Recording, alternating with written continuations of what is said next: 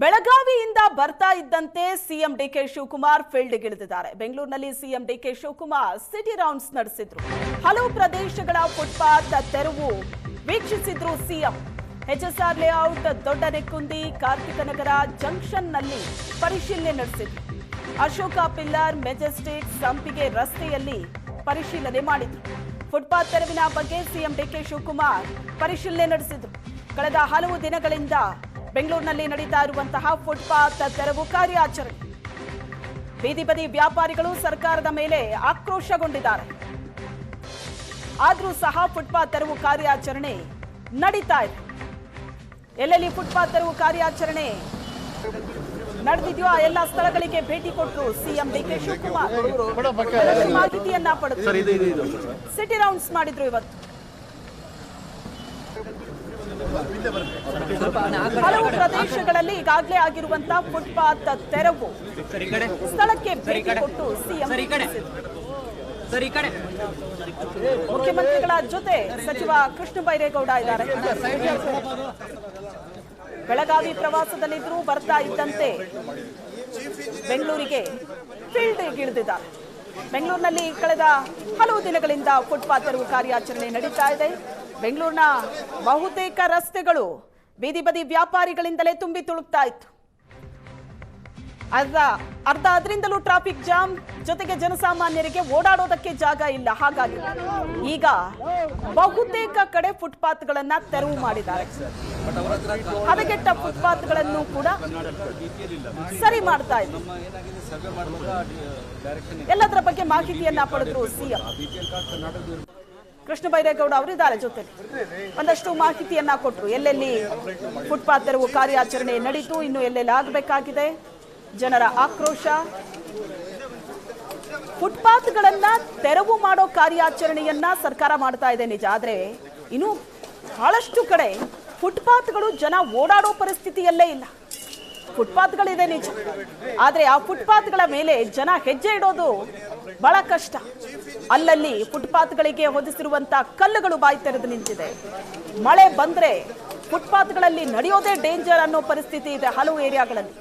ಅದು ಕೂಡ ಸರಿ ಆಗ್ಬೇಕೀಗ.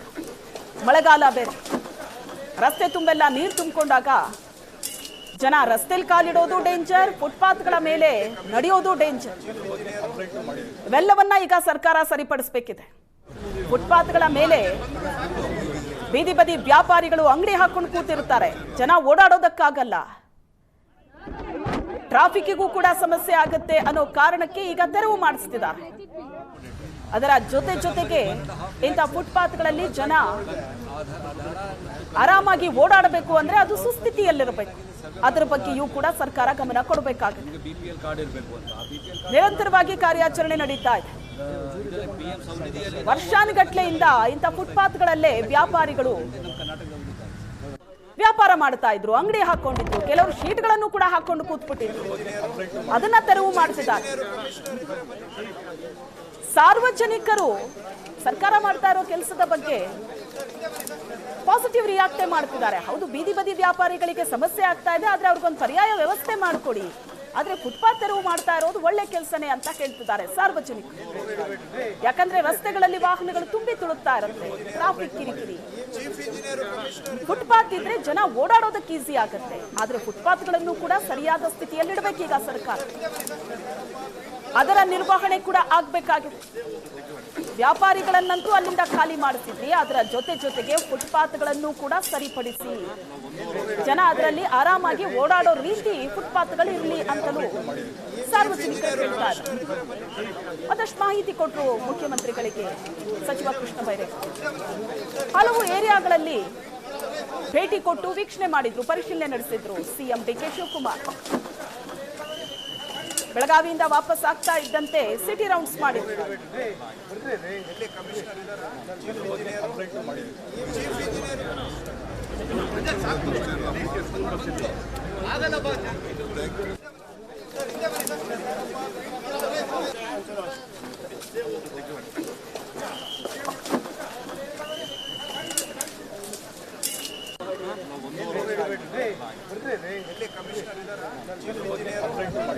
ಚೀಫ್ ಇಂಜಿನಿಯರ್ ಕಮಿಷನರ್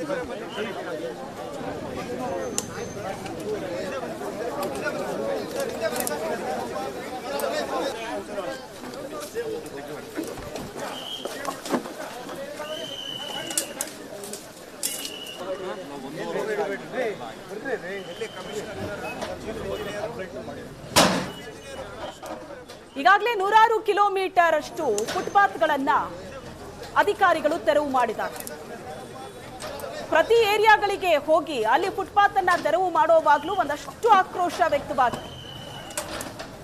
ಜಟಾಪಟಿ ವಾಗ್ವಾದ ನಡೆದಿದೆ. ಪೊಲೀಸರ ಸಮ್ಮುಖದಲ್ಲೇ ಫುಟ್ಪಾತ್ ತೆರವು ಕಾರ್ಯಾಚರಣೆಯೂ ನಡೀತಾ ಇದೆ. ಯಾಕಂದ್ರೆ ಎಷ್ಟೋ ವರ್ಷಗಳಿಂದ ಇದೇ ಫುಟ್ಪಾತ್ ಅಲ್ಲಿ ಕೂತ್ ನಾವು ವ್ಯಾಪಾರ ಮಾಡ್ತಿದೀವಿ, ಈಗ ನಮ್ಮನ್ನ ಇಲ್ಲಿಂದ ಎಬ್ಬಿಸ್ತಾ ಇದ್ದೀರಾ ಅಂತ ವ್ಯಾಪಾರಿಗಳು ಪ್ರಶ್ನೆ ಮಾಡ್ತಾ ಇದ್ದಾರೆ. ಪ್ರತಿ ಸಾರಿ ಏನಾಗುತ್ತೆ ಅಂದ್ರೆ ಫುಟ್ಪಾತ್ ತೆರವು ಮಾಡ್ತೀವಿ ಅಂತ ವ್ಯಾಪಾರಿಗಳನ್ನ ಜಾಗದಿಂದ ಎಬ್ಬಿಸ್ತಾರೆ ನಿಜ. ಅಧಿಕಾರಿಗಳು ಈ ಕಡೆ ಹೋಗ್ತಾ ಇದ್ದಂತೆ ಮತ್ತೆ ಬಂದು ವ್ಯಾಪಾರಿಗಳಲ್ಲಿ ವ್ಯಾಪಾರ ಶುರು ಮಾಡ್ಕೋತಾರೆ. ಇದೇ ಆಗ್ತಾ ಬಂದಿರೋದು. ಆದ್ರೆ ಈಗ ಬಹಳ ಕಟ್ಟುನಿಟ್ಟಾಗಿ ಫುಟ್ಪಾತ್ ಅನ್ನ ತೆರವು ಮಾಡಲೇಬೇಕು, ಕೋರ್ಟಿನ ಆದೇಶ ಇದೆ. ಜೊತೆಗೆ ಜನಸಾಮಾನ್ಯರು ಕೂಡ ಓಡಾಡೋದಕ್ಕೆ ಜಾಗ ಬೇಕಲ್ಲ ಅಂತ ಫುಟ್ಪಾತ್ ಅನ್ನ ತೆರವು ಮಾಡ್ತಿದ್ದಾರೆ. ಮತ್ತೆ ವಾಪಸ್ ಬಂದು ಅಲ್ಲಿ ಅಂಗಡಿ ಇಟ್ಕೋತೀವಿ ಅಂದ್ರೆ ಅದಕ್ಕೆ ಬಿಡ್ತಾ ಇಲ್ಲ. ಅಷ್ಟು ನಿಗಾ ಅಧಿಕಾರಿಗಳು ವಹಿಸಿದ್ದಾರೆ. ಸಾಕಷ್ಟು ವಿರೋಧದ ನಡುವೆಯೂ ಕಾರ್ಯಾಚರಣೆ ನಡೀತಾ ಇದೆ. ಮೊನ್ನೆ ಪ್ರತಿಭಟನೆ ಕೂಡ ನಡೀತು. 1800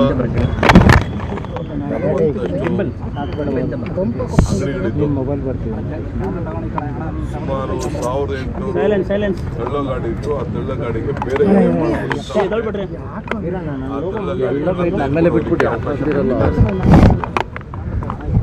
AC ಶೀಟು ಮುಂದಕ್ಕೆ ಪ್ರೊಜೆಕ್ಷನ್ ಹಾಕೊಂಡಿದ್ರು. ಸುಮಾರು 2267 ಅದು ಕೂಡ ತೆಗೆದಿದ್ದೇವೆ.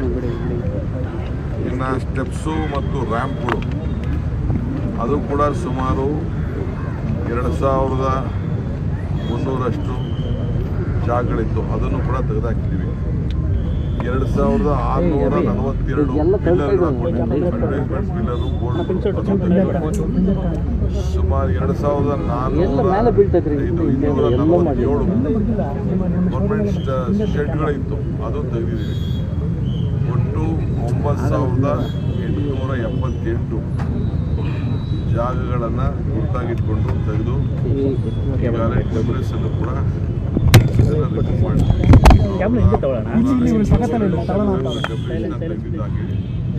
ಅಲ್ಲೇ ಅದ್ರ ಜೊತೆಗೆ ರಿಪೇರಿ ಮಾಡ್ಕೊಂಡು ಬರುವಂಥ ಕೆಲಸ ಕೂಡ ನಮ್ಮ ಅಧಿಕಾರಿಗಳು ಇದು ಮುಂದುವರಿತದೆ. ನಾನೆಲ್ಲ ನಮ್ಮ ಬೀದಿ ಬದಿ ವ್ಯಾಪಾರಿಗಳಿಗೆ ಹೇಳಿದಷ್ಟೇ, ಈಗ ನಮಗೆ ನಾವು ಐಡೆಂಟಿಫಿಕೇಶನ್ ಕಾರ್ಡ್ ಕೊಟ್ಟಿದ್ದು, ಆದರೆ ಕೋರ್ಟ್ ಅವರು ಅದನ್ನು ವಜಾ ಮಾಡಿದ್ದಾರೆ. ಮತ್ತೆ ನಾವು ಐಡೆಂಟಿಫಿಕೇಶನ್ ಕಾರ್ಡ್ ಕೊಡ್ತೀವಿ.